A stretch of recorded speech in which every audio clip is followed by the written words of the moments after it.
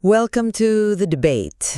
Gini, kalau Anda punya dana segar, katakanlah 116 triliun rupiah, apakah Anda akan membangun satu raksasa industri yang mendominasi dunia di satu sektor spesifik? Atau Anda justru akan memecahnya menjadi 13 proyek yang sama sekali berbeda? 13 itu angka yang sangat banyak untuk dikelola secara bersamaan ya. Sangat banyak, dan rentangnya itu luar biasa lebar. Mulai dari fasilitas penyulingan bensin, pabrik peleburan baja, sampai pemrosesan buah kelapa dan pala. Nah, Presiden Prabowo baru saja memilih opsi yang kedua ini. Ya, peluncuran tahap kedua kan. Dan angka 116 triliun rupiah itu, maksud saya, itu bukan sekedar proyek percontohan lagi. Itu taruhan ekonomi skala nasional. Tepat sekali. Fakta di lapangan menunjukkan peluncuran 13 proyek hilirisasi tahap kedua ini bukanlah inisiatif yang terpusat. Ini seperti sapuan kuas yang sangat-sangat lebar melintasi 3 sektor yang secara operasional bertolak belakang. Di sektor energi, mineral, dan pertanian ya? Betul. Di energi kita punya kilang gasolin di Dumai dan Cilacap, terus ada proyek raksasa gasifikasi batubara menjadi DME di Tanjung Enim. Lalu di sektor mineral, ada industri nikel di Morowali, baja di Cilegon, tembaga dan emas di Gresik. Dan yang menurut saya paling menarik, di sektor pertanian, ada dorongan besar untuk memproses sawit, pala, dan kelapa. Yang memunculkan satu pertanyaan mendasar untuk kita bedah hari ini. Ya, silakan. Apakah peluncuran serentak 13 proyek di sektor yang, ya, karakternya sangat kontras ini, merupakan sebuah cetak biru integratif yang esensial? Maksudnya, untuk mencapai ketahanan ekonomi seperti penciptaan lapangan kerja dan pengurangan impor. Ataukah, dan ini kekhawatiran saya, agregasi dana raksasa ini justru mencampur adukkan tujuan yang berpotensi mengaburkan fokus strategis antara substitusi impor dan dorongan ekspor? Pertanyaan sentral yang sangat tajam. Dan untuk memperjelas diskursus kita, posisi saya dalam hal ini sangat tegas. Saya melihat hilirisasi lintas sektor yang masif ini sebagai strategi terintegrasi yang mutlak diperlukan. Kita harus melepaskan ketergantungan pada ekspor bahan mentah di semua lini secara bersamaan. Saya sepakat dengan visi besarnya bahwa era menjual tanah dan air kita secara mentah itu harus berakhir. Tapi posisi saya berpijak pada realita eksekusinya. Saya sangat mempertanyakan efektivitas dari penggabungan sektor-sektor ini di bawah satu payung yang sama. Mengapa Anda mempertanyakannya? Gini, menyandingkan kilang minyak raksasa dengan pengolahan pala itu seperti memaksakan dua bahasa yang berbeda ke dalam satu buku. Ada risiko besar hilangnya fokus institusional di sana, karena keahlian dan rantai pasoknya ekstrim perbedaannya. Oke, saya mengerti. Tapi coba kita bedah dari kacamata arsitektur makronya dulu ya. Mengapa saya memandang investasi 116 triliun ini sebagai pergeseran paradigma yang berani? Silakan. Selama puluhan tahun, ekonomi kita rapuh akibat ketergantungan tunggal. Argumentasi saya berpusat pada ketahanan holistik. Pemerintah itu sebetulnya sedang menjahit sebuah ekosistem. Di satu sisi, kita mengamankan energi domestik melalui DME dan gasolin untuk memangkas impor. Ya, substitusi impor. Betul. Dan di sisi lain, kita mengolah mineral dan hasil pertanian untuk mendorong ekspor bernilai tambah. Jadi, saya melihat ini bukan sebagai rangkaian proyek yang terpecah, melainkan pergerakan simultan untuk mengangkat kesejahteraan nasional dari berbagai sudut geografi secara bersamaan. Ibarat portofolio investasi yang terdiversifikasi kan? Saya mengerti arah pemikiran Anda. Pendekatan portofolio yang terdiversifikasi itu memang terdengar brilian, setidaknya di atas kertas. Tapi tunggu sebentar, mari kita tantang logika tersebut saat diterapkan pada realitas fisik. Maksudnya perbedaan sektornya? Ya, membangun portofolio saham yang beragam itu mudah. Anda hanya memindahkan angka di layar komputer. Tetapi membangun kapasitas industri fisik itu cerita yang sama sekali berbeda. Ketika Anda membangun kilang gasolin di Dumai, Anda berhadapan dengan kebutuhan keahlian petrokimia tingkat tinggi, perizinan lingkungan yang ketat, dan logistik bahan cair yang sangat spesifik. Tentu kompleksitasnya tinggi. Dan di saat yang sama, pengolahan pala dan kelapa membutuhkan intervensi rantai pasok yang sangat mengakar di tingkat petani kecil. Operasionalnya diametral. Jadi pertanyaannya, Apakah peluncuran tahap 2 ini benar-benar sebuah strategi integrasi? Ataukah ini sebetulnya hanya pengelompokan administratif dari 13 proyek yang kebetulan saja sudah siap diresmikan di kuartal yang sama? Itu kritik yang valid. Banyak yang mendengarkan ini mungkin berpikir, birokrasi kita hanya menggabungkan apa yang kebetulan selesai bersamaan. Tapi begini, integrasinya itu tidak terletak pada proses operasional di lantai pabrik, Lalu di mana? pada proteksi neraca negara. Bayangkan, ini seperti membangun sebuah sistem kelistrikan di rumah. Proyek mineral seperti nikel di Morowali dan tembaga di Gresik adalah kabel tegangan tingginya. Padat modal, kompleks, dan butuh waktu lama untuk memberi hasil langsung ke masyarakat luas. Oke. Sementara itu, proyek pertanian seperti kelapa dan sawit adalah bohlam di tiap ruangan yang langsung dirasakan manfaatnya oleh petani di daerah. Anda tidak bisa menyalakan lampu tanpa kabel utama yang kuat yang membawa devisa besar. Tapi kabel utama itu juga tidak akan terasa gunanya bagi penghuni rumah tanpa adanya bohlam yang menyala terang, kan? Analogi listrik yang menarik. Tapi mari kita lihat lebih dalam pada kabel utama Anda ini. Sebelum kita melangkah lebih jauh, kita harus membedah secara teknis apa yang sebenarnya sedang dibangun di sini. Anda menyebutkan Tanjung Enim dan proyek DME. Ya, gasifikasi batu bara. Betul, mengubah batu bara kelas rendah menjadi DME atau dimethyl ether itu bukan sekedar mengganti stiker di tabung gas. Ini adalah proses gasifikasi kimiawi yang sangat-sangat kompleks. Tujuannya memang mulia, memproduksi gas sintetis untuk menggantikan LPG yang selama ini kita impor gila-gilaan. Dan itu menyelesaikan masalah kerentanan neraca kita. Sebentar, pertanyaannya adalah apakah secara hitungan ekonomi, biaya pemrosesan infrastruktur masif ini lebih efisien daripada sekedar mengimpor LPG? Jika pemerintah harus terus menyuntikkan subsidi agar DME ini bisa dibeli oleh masyarakat dengan harga yang setara LPG, maka kita tidak sedang menciptakan ketahanan energi. Kita hanya memindahkan beban impor menjadi beban subsidi fiskal di dalam negeri. Anda menyentuh poin krusial soal biaya transisi, dan saya akui itu. Memang, pada fase awal pembangunan reaktor gasifikasi, capital expenditure atau biaya modalnya raksasa. Namun Anda harus melihat kurva pembelajarannya. Tapi butuh berapa lama sampai kurva itu turun? Itu. Setelah infrastrukturnya terbangun dan berjalan konstan, Ketika sudah konstan ya? iya, ketika sudah berjalan konstan, biaya bahan bakunya, yaitu batu bara kalori rendah kita sendiri, sangat stabil dan kebal terhadap kejutan global. Ini bukan soal mencari yang paling murah hari ini, tapi mengunci prediktibilitas harga untuk 2 dekade ke depan. Saya setuju bahwa prediktibilitas itu bernilai tinggi. Namun, membahas soal infrastruktur masif tadi justru membongkar satu kontradiksi besar dari cetak biru hilirisasi ini. Dan sejujurnya, ini yang menjadi fokus ketegangan utama saya. Kontradiksi di bagian mana? Di materi sumber kita, dinyatakan secara eksplisit bahwa proyek ini bertujuan untuk mengurangi impor seperti analogi DME yang Anda jelaskan barusan. Tapi di sisi lain, tujuannya adalah mendorong ekspor melalui pengolahan mineral di Morowali dan Cilegon. Jika Anda mengejar dua kelinci yang berlari ke arah berlawanan, Anda berisiko tidak menangkap satu pun. Kenapa Anda melihat itu sebagai kontradiksi?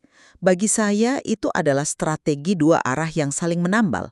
Kenapa kita tidak bisa memotong urat nadi ketergantungan impor energi kita lewat DME, sambil di saat yang sama menyerap devisa dari luar negeri melalui ekspor produk turunan nikel dan tembaga? Bukankah itu esensi dari mengoptimalkan neraca berjalan? Di atas kertas, ya, terdengar sempurna. Tapi mari kita lihat realitas mekanismenya di lapangan. Kita ambil contoh produksi baja di Cilegon atau nikel di Morowali.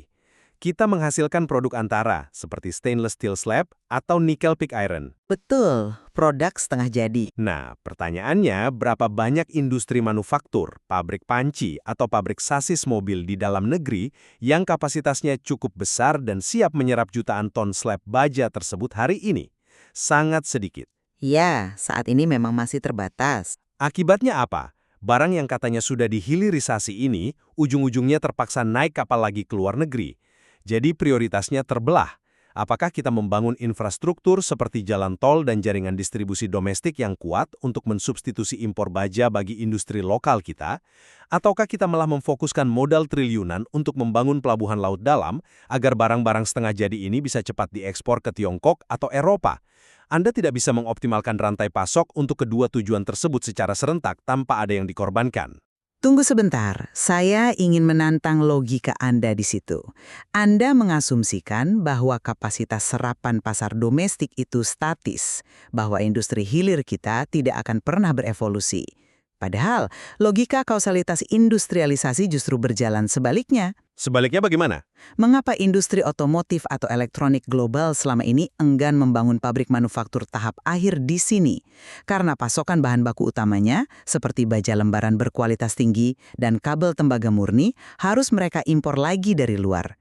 Dengan adanya pasokan konstan baja dari Cilegon dan tembaga dari smelter Gresik di dalam negeri, pemerintah sedang menciptakan gravitasi buatan. Gravitasi buatan untuk menarik investasi lanjutan. Tepat.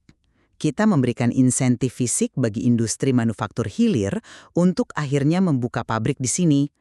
Jika kita tidak pernah berani membangun fasilitas peleburan di hulu, pabrik-pabrik manufaktur lanjutan itu tidak akan pernah datang. Supply creates its own demand. Saya tidak menyangkal bahwa supply creates its own demand dalam jangka panjang. Tapi transisi menuju ke sana membutuhkan waktu bertahun-tahun, di mana modal kita tertahan pada fasilitas yang kebingungan mencari pasar. Dan ini secara langsung membawa kita pada janji terbesar dari semua proyek ini yang ditekankan oleh Presiden. Ya, penciptaan lapangan kerja dan peningkatan kesejahteraan. Betul. Kalau bicara soal siapa yang menyerap produknya, kita harus bicara soal siapa yang bekerja memproduksinya. Dan bagi saya ini adalah jantung dari kebijakan ini. Mengolah sumber daya di dalam negeri, alih-alih mengekspor tanah mentah, secara harfiah berarti memindahkan titik penciptaan nilai tambah dari negara asing kembali ke wilayah kita sendiri. Secara teori ya. Dengan membangun proyek-proyek ini di berbagai titik di Cilegon, Dumai, Gresik, Morowali, hingga Tanjung Enim, kita sedang menciptakan pusat-pusat pertumbuhan geografi baru. Kita tidak hanya menarik devisa, kita menyerap ribuan tenaga kerja lokal yang sebelumnya mungkin hanya menjadi saksi saat tongkang-tongkang batu bara dan nikel berlayar meninggalkan pulau mereka. Narasi bahwa hilirisasi menciptakan lapangan kerja masif itu selalu terdengar heroik di pidato. Tapi kita harus berani memisahkan antara ilusi di atas kertas dengan realitas kejam dari mekanika industri modern.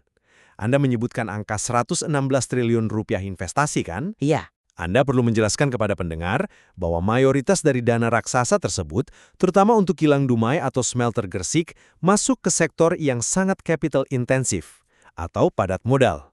Tentu, tapi fasilitas secanggih apapun tetap membutuhkan operator, teknisi, dan staf pemeliharaan di lapangan. Tidak mungkin berjalan sendiri. Memang, tapi mari kita bicara skala serapannya.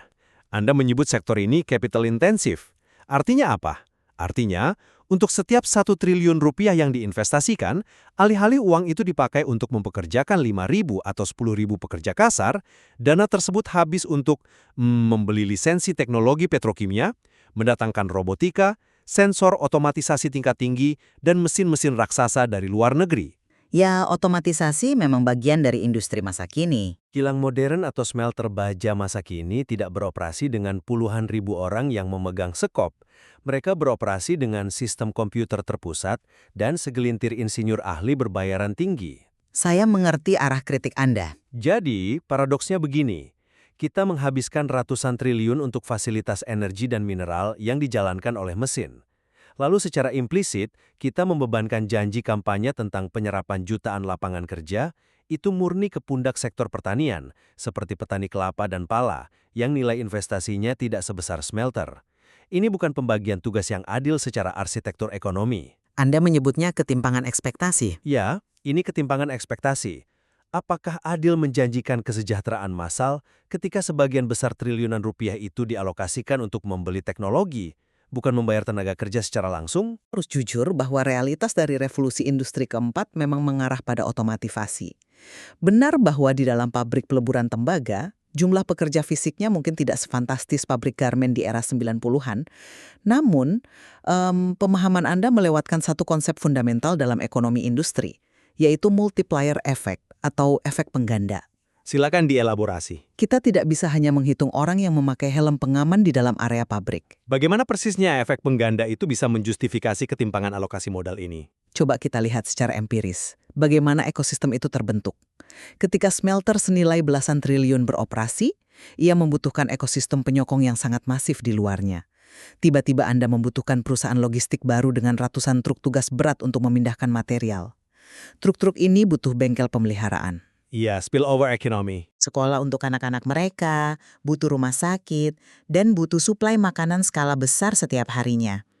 Industri jasa dan retail yang meledak di sekitar Morowali atau Gresik, itulah spons sesungguhnya yang menyerap lapangan kerja massal. Sebuah rantai ekonomi yang dipicu murni karena mesin-mesin capital intensif tadi berputar. Saya tidak membantah bahwa efek menetes ke bawah atau spillover itu terjadi di area sekitar pabrik. Warung makan bertambah, bisnis kos-kosan menjamur. Namun, menggantungkan target penciptaan lapangan kerja nasional yang berkualitas pada industri penyokong informal ini adalah pertaruhan yang beresiko. Itulah letak kecerdasan integrasi dalam proyek tahap 2 ini. Menjawab kritik Anda soal ketimpangan ekspektasi tadi, justru itulah alasan mengapa pemerintah memasukkan pengolahan sawit, pala, dan kelapa secara serentak bersama baja dan bensin. Jadi, disengaja sebagai penyeimbang. Sangat disengaja. Pemerintah sangat sadar bahwa smelter adalah mesin penarik devisa, tapi tidak cukup kuat menjadi spons tenaga kerja massal. Maka, komoditas pertanian bernilai tinggi dikembangkan bersamaan. Pengolahan kelapa menjadi karbon aktif, atau bahan bakar bioaviasi, serta penyulingan minyak atsiri dari pala, itu adalah industri yang secara inheren membutuhkan keterlibatan jutaan petani dan penyuluh lapangan di hulu. Ini adalah kompensasi struktural. Apa yang tidak bisa diserap oleh sektor mineral yang padat modal, ditangkap jaringnya oleh sektor pertanian yang padat karya. Gini, jika memang itu niatnya menggunakan pertanian sebagai spons tenaga kerja dan mineral sebagai mesin devisa, maka saya akui itu adalah arsitektur kebijakan yang solid. Namun, kekhawatiran terbesar saya kembali pada kemampuan institusi kita untuk mengeksekusinya tanpa kehilangan arah. Masalah birokrasi lagi. Ya, kapasitas manajerial. Mengelola ekspansi sawit dan kelapa agar tetap berkelanjutan secara ekologis, sambil di saat yang sama mengawasi pembangunan kilang DME di Sumatera dan smelter tembaga di Jawa, itu menuntut kapasitas manajerial birokrasi yang nyaris sempurna. Jika kita menekan pedal gas terlalu dalam di 13 proyek ini sekaligus, tanpa memastikan rantai pasok domestik kita benar-benar siap dan fokus kita tidak terpecah, kita berisiko memiliki banyak proyek setengah jalan. Pabrik berdiri, tapi bahan baku tidak efisien atau pasar domestiknya belum terbangun. Saya melihat keraguan Anda sangat berakar pada kecemasan seputar kapasitas birokrasi kita.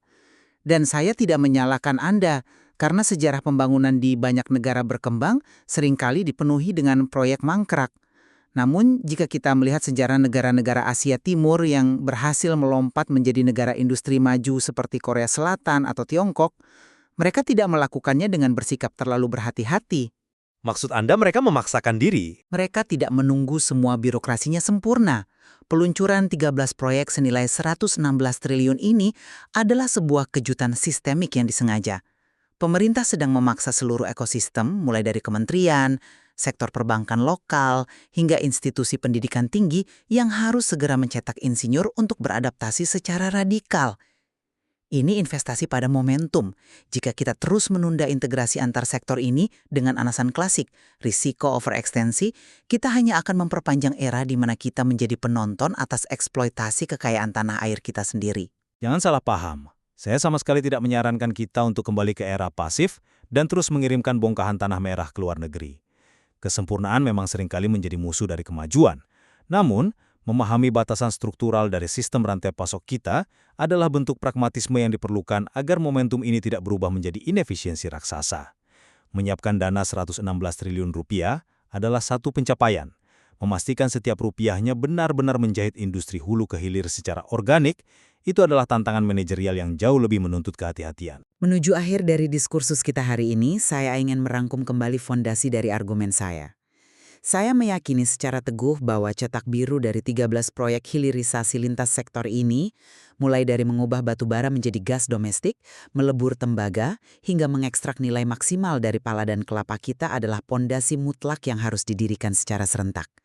Ini adalah instrumen pelindung bagi neraca keekonomian kita.